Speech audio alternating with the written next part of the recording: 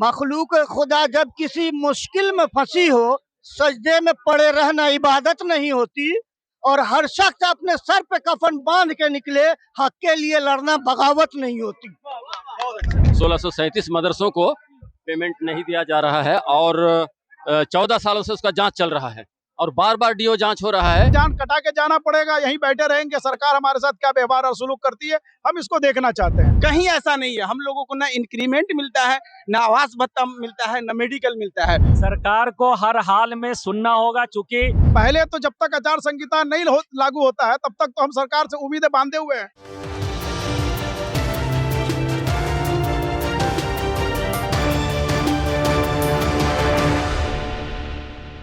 आदाब, नमस्कार, मैं उस्मा और आप देख रहे हैं मंथन टुडे। आपको बता दें कि आने वाले कुछ दिनों में विधानसभा चुनाव है और ऐसे में 18% वोट जो है, अगर वो नाराज हो जाए तो सत्ता पक्ष जो है उस पर काफी ज्यादा मुसीबत देखने को मिल सकता है। और ऐसे में आपको ये भी बता दें कि लगातार जो है मंथन टुडे मदरसा बोर्ड मदरसा शिक्षकों की मांग को लेकर के आवाज बुलंद कर रही है। ऐसे में हम बात करेंगे, क्या उनसे कोई सत्ता पक्ष के लोग बात करने आए हैं या नहीं आए हैं। तीसरा दिन हो गया आज आप लोगों के धरना का, सरकार सुन नहीं रही है। ऐसे में क्या करेंगे आप? सरकार को हर हाल में सुनना होगा, चूंकि यहाँ पर पूरे बिहार के सभी कोटि के मदरसा शिक्षक यहाँ पर डटे हुए हैं। सब लोगों का एक ही मांग है कि भाई हमारी मांग को सुन लिया जाए, हमारी मांग को पूरा किया जाए। लेकिन चिंता की बात है, यहाँ अफसोस की बात है कि माननीय जो मंत्री हैं, अभी अल्पसंख्यक मंत्री जो अपने आप को मुसलमान के लिए मंत्री कहलाते हैं, उनको अभी तक अब ये फिक्र नहीं हुई, उनको अभी तक ये तौफीक नहीं हुई कि आकर के कम से कम खबर ले। ये उनके लिए बहुत अफसोस की बात है, हमारे लिए अफसोस की बात है। और हम आपके चैनल के माध्यम से माननीय मुख्यमंत्री को ये बता देना चाहते हैं कि अगर हमारी बात को नहीं सुनी गई और हमारे मसाइल को हल नहीं किए गए तो हम जब तक नहीं हमारे मसाइल हल होंगे तब तक हम यहाँ से उठने वाले नहीं हैं। 1637 मदरसों को पेमेंट नहीं दिया जा रहा है और 14 सालों से उसका जांच चल रहा है और बार बार डीओ जांच हो रहा है। 3 बार 4 बार करके जो है डीओ जांच हुआ और मदरसा बोर्ड में भी जांच होता जा रहा है। पता नहीं क्या जांच करते हैं मदरसा बोर्ड और विभाग में। 14 सालों से मुसलसल जांच ही जांच, मगर पेमेंट जारी नहीं होता है। 2013 और 15 तक 205 और 609 814 मदरसों को सरकार ने पेमेंट किया 2459+1 में से, जिसमें 1637 बच गए। उसके लिए लड़ाई हमारी जारी है। अब तक सरकार पेमेंट नहीं कर रही है और अनदेखी कर रही है। जो भी प्रोग्राम में जाते हैं मुख्यमंत्री यही कहते हैं कि हम स्कूल के असातिज़ा के बराबर मदारिस असातिज़ा को तनख्वाह देते हैं। यहाँ पर लोग बैठे हुए हैं, इनसे भी आप जान सकते हैं कहीं ऐसा नहीं है। हम लोगों को ना इंक्रीमेंट मिलता है, ना आवास भत्ता मिलता है, ना मेडिकल मिलता है। उन्हीं मांगों को लेकर आज हम लोग गर्दनी बाग में बैठे हुए हैं। जब तक हमारी मुतालबात पूरी नहीं हो जाती है, हम इस गर्दनी बाग की सरजमीन को छोड़ने वालों में से नहीं है। 3 दिनों से आप लोग धरना पर बैठे हुए हैं, सरकार सुन रही है या नहीं सुन रही है, या आप लोगों ने कोशिश की सरकार को पत्र लिखने की? हम लोगों ने इस संबंधित जितने भी कार्यालय हैं उसमें लेटर रिसीव करा दिया है कि हम लोग अनिश्चितकालीन धरना पे जा रहे हैं। अब तक हमें ये नहीं मालूम कि सरकार तक हमारी बात पहुंची है या नहीं, ये मालूम नहीं। अगर सरकार तक हमारी बात पहुंची होती तो हमारे मसाइल बहुत जल्द हल हो जाते। और हमारे बहुत ज़्यादा मसाइल नहीं है मैडम, बस एक मसाला है, वो नियमावली 2022 में सुधार करते हुए अल्पसंख्यक का दर्जा दे दिया जाए। इसके अलावा कोई मांग नहीं। आप क्या कहेंगे इस पर? एक शेर कहता हूँ कि उस देश में लगता है अदालत नहीं होती जिस देश में जनता की हिफाजत होती। और मखलूक खुदा जब किसी मुश्किल में फंसी हो, सजदे में पड़े रहना इबादत नहीं होती। और हर शख्स अपने सर पे कफन बांध के निकले, हक के लिए लड़ना बगावत नहीं होती। बहुत अच्छी शेर आप सत्ता पक्ष को कह रहे हैं ये चीज जी। तो ये आज मजबूर होकर के बैठे हैं कि हमारी बात वहां तक पहुंचाने वाले पहुंचा नहीं रहे हैं। और हम लोगों को भी अंधेरे में रखा हुआ और नीतीश कुमार को भी अंधेरे में रखा हुआ है।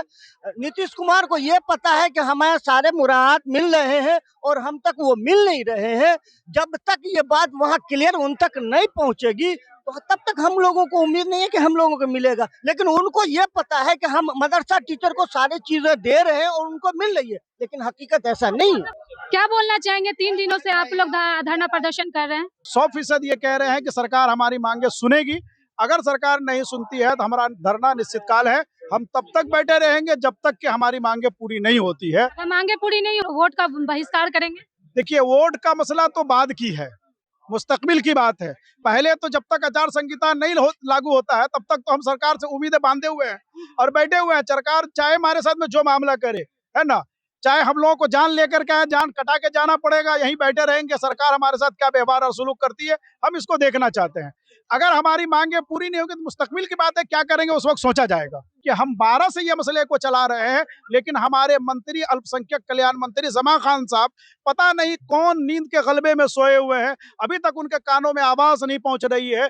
क्या वो कौम का दर्द लिए बैठे हैं और क्या वो क़यादत कर रहे हैं इस कौम की? कहाँ बैठे हैं, कहाँ सन्नाटा छाया हुआ है? जो अब तक उन तक आवाज नहीं पहुंची हमारी, वो हमदर्द बने नहीं और आए नहीं। और हमारे बलियाबी साहब के बारे में मैं कहना चाहूंगा, वो कौम के दर्द लिए हुए पूरे बिहार के गली गली में जो दौड़ा लगाए। हम लोग के यहाँ कटिहार में भी गए थे, वहां भी बात हुई थी, तो उन्होंने कहा था कि इंशाल्लाह मैं जा रहा हूं और मुख्यमंत्री के सामने आपकी बात को रखूंगा और बहुत जल्द आपका मसला हल होगा। अफसोस की बात है कि आखिर ये तमाम लोग कहाँ हैं? आपके मीडिया चैनल के जरिए से मैं बातें रखना चाहूंगा कि ये हमारे अल्पसंख्यक दर्जा, जिसको माइनॉरिटी स्टेटस कहा जाता है, हमारे माइनॉरिटी स्टेटस को छेड़छाड़ किया गया है, जो कि 2022 का नियमावली, एक that is a new act, उसको लाया गया और उसको ला करके हमारे माइनॉरिटी स्टेटस जो है पूरे बिहार में, जो इंस्टीट्यूट संविधान के आर्टिकल फंडामेंटल राइट के 28, 29, 30 के अधीन मदरसा संचालित हो रहा है पूरे बिहार में ही नहीं, पूरे इंडिया में।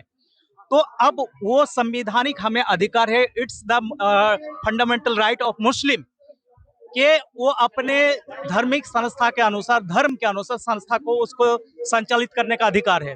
लेकिन आज 1981 से लेकर के 2022 में it is the first time कि इस स्टेटस के साथ में छेड़छाड़ किया गया है। जी, पूरी तरीके से छेड़छाड़ किया गया। 1981 से लेकर के 2020 तक एक नियमावली चल रहा था, उसको नियमावली को ही बदल दिया। सबूत पूरा बिहार वायरल है, नियमावली को पूरा बदल देगा।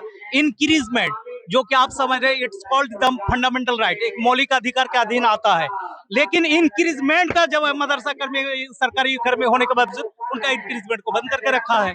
बड़े अफसोस वाली बात। आप जरा गौर करिए कि कौन ऐसी नौकरी है जिसका इंक्रीजमेंट बंद हो, लेकिन मदरसा शिक्षकों की, जबकि ये लोग सरकार के अधीन है, गवर्नमेंट के इनका मान्यता प्राप्त है, इनके इंक्रीजमेंट को बंद करके रखा है। लोगों का धरना प्रदर्शन अनिश्चितकालीन है। इन लोगों का कहना है कि अगर सरकार हमारी बातों को नहीं मानती है तो हम अनिश्चितकालीन तक बैठे रहेंगे और यहीं पे बैठे रहेंगे, वो उठेंगे नहीं और सरकार को जो है उनकी बात माननी पड़ेगी।